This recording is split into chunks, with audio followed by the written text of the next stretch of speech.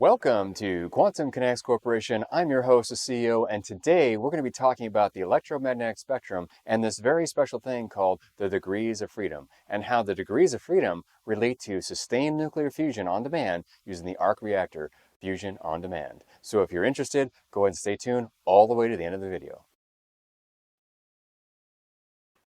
Before we begin talking about electromagnetic radiation and the degrees of freedom, we have to understand where it all comes from. And the answer is the electron. Electromagnetic radiation in the form of an electrostatic field and a magnetic field in a point vector comes from the electron when the electron is moved or agitated. It will emit a photon. And a photon can be a sound wave, it can be infrared radio waves, it can span the entire electromagnetic frequency. It all depends on how you agitate or interact with the electron. If you piss off the electron in a very specific way, it will emit a very specific photon. So let's go ahead and jump into what and how do we actually cause the electron to spit out a photon. We can also look at the electron as an actual particle, a point-like particle that actually can move in a vectored field, either an E field or a B field in manipulation, like we do with the ARC reactor technology. So as you can see here, the frequencies that are tight are in here, like the gamma rays, they're quick and small. And as we go out of the curvature of the Fibonacci spiral, we get to the X-rays and the ultraviolet, visible light, infrared, microwave, radio, and sound waves. Now, it's very important to understand that you have never touched an atom in your entire life. Because if you touch the steering wheel, or you touched your chair, or you touch the linens in your bed, if you ever actually touch an atom to another atom, you would do this thing called a total annihilation event, and everything around you would turn into a gamma ray, which basically would be a nuclear explosion. And so here's the interesting thing. If you have two atoms and they come together, they never actually touch. If they did touch, they would emit a gamma ray radiation and everything in the room would explode. But here's the thing, when they appear to touch, they're not actually touching. It's the electron field lines interacting with each other. What's the first thing we make here? We make the lowest frequency possible because we're making a very soft, I can barely touch this and make a sound, right? And so that's important to understand that essentially you've never touched anything in your whole existence, and if you did, you would explode. And determining how hard you interacted with the matter itself would determine the electromagnetic radiation that came out of that reaction. That's a very important concept to understand when you're talking about nuclear fusion reactions. So now that we know electromagnetic radiation comes from the electron, let's talk about the different types of reactions and what these photons do to the neighboring electrons around. So the lowest form of electromagnetic radiation in the degrees of freedom is sound waves. And sound waves are the longest wave frequency, which cause weird shapes to occur on boards, in cymatics, and whatnot, and also in planetary formations. As we go further up the electromagnetic spectrum, we get to this thing called radio waves. And radio waves, what they do is they just wobble back and forth the electrons, and this causes information to be able to be passed from an antenna or a monopole or a dipole in the air, causing us to be able to have radio communications and whatnot. So the electrons emit photon radiation, and then another antenna picks up the photon radiation, thus absorbing it in a very specific way, causing a signal to go into your speaker so that you can hear music. As we move up the electromagnetic spectrum from the wobbling action of radio, we go into this thing called microwave. And that degree of freedom is like when you have a wobbling action and it gets tighter and tighter and tighter and smaller and smaller and smaller, sometimes it'll start rotating. And this is very similar to what happens in the ocean when you have a wobbling action of waves cresting, or not even cresting, they're just waving back and forth. And all of a sudden, just in the right situation, it'll roll over. And that's a white cap. And that's the rotation degree of freedom of microwave, which also can be used for heating. We go from radio waves to microwave, and then we go into this thing called infrared. Infrared is just vibration. So when you go from the wobbling action, which is the radio, into microwave, then you start getting into this thing called vibrations and clacking together.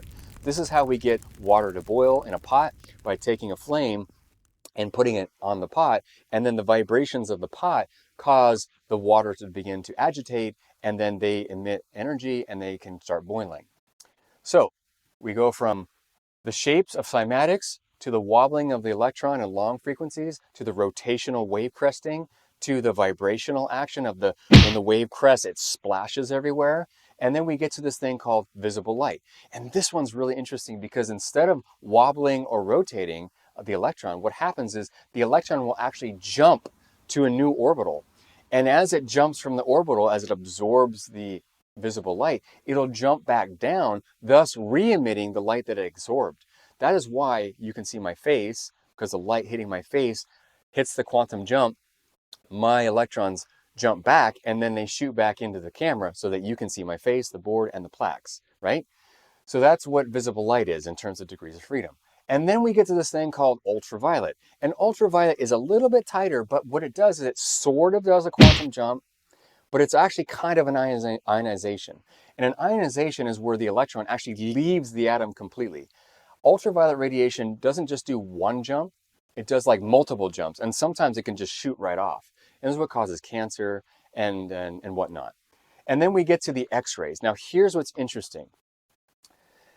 X-rays are really good at ionizing. They knock the electron right off the atom, and this would be a positive ionization.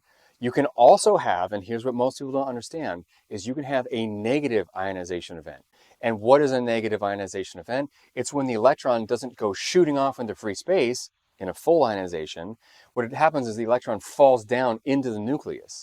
And this is a negative ionization event. And that's what we do here at Quantum Kinetics. We have figured out how to do that on demand at low power using the ARC reactor fusion on demand technology. The next one up here is gamma, and this is the highest one. And here's what's interesting about gamma rays. If you have two gamma rays shoot at each other and they hit just right in the right vector, they'll spawn an electron. And that's very interesting.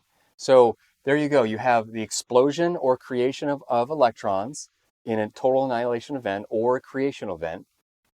Then you have X-rays that ionize or deionize. It's a positive ionization or a negative ionization. Then you have the sort of ionization jumping in the clouds. Then you just have a single cloud jump. Then you have the orbital jump and the vibration through the heat. Then you have rotation like the wave, and then you have the wobble back and forth of the long ocean waves, and then you have cymatics where basically long waves occur. And all these frequencies come from, you guessed it, your neighborly friend, the electron. So now you're probably asking, how do you even make a nuclear fusion reaction occur at room temperature? Well, it's actually pretty simple here at Quantum Kinetics. We figured out a great way to induce nuclear fusion on demand, and we are the first.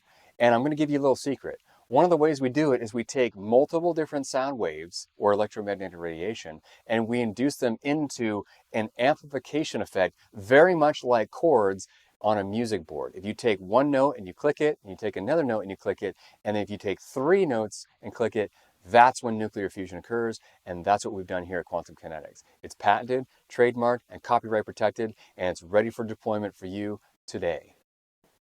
An interesting fact about the electron is that if you take every single photon radiation potential from the long waves all the way to the small waves, you'll get, and if you multiply them together, you'll get this fancy curve called the Bessel function. And that's kind of like a wave packet, which causes the electron to do different things as it goes through slits. So it's interesting that you can have a positive electron Bessel function, and you can also have a negative Bessel function that is also joined to it as well, which is also a Nobel Prize winning concept back in the 1940s by Paul Dirac, who postulated that because of the mathematics of square root of 9, there's a positive 3 and a negative 3, that there is an electron called a positron. And remember, if you take every single photon and you multiply it together into one entity, that is called an electron, also known as a Bessel function. What's really interesting about that is that Richard Feynman had a theory that he didn't like talking about, where he thought and postulated that the one electron theory is possible, where the entire universe is one electron. Because did you know that every single electron, if you push it, if you pull it, if you smash it, if you break it, if you shoot it out of a barrel, no matter what you do to the electrons, they always stay the same charge forever. They're always the same. The one next to it is the same as the one next to it. And his postulation is that one electron is the entire universe. And here at Quantum Kinetics, we believe strongly that's true. Thanks for tuning in to this episode regarding degrees of freedom. If you like the content, go ahead and make sure that you share, like, and subscribe. It really helps out. And always remember that fusion is love and love is fusion. You don't have to force it. It just happens. Looking forward to seeing you on the next one. Let's go save the world together.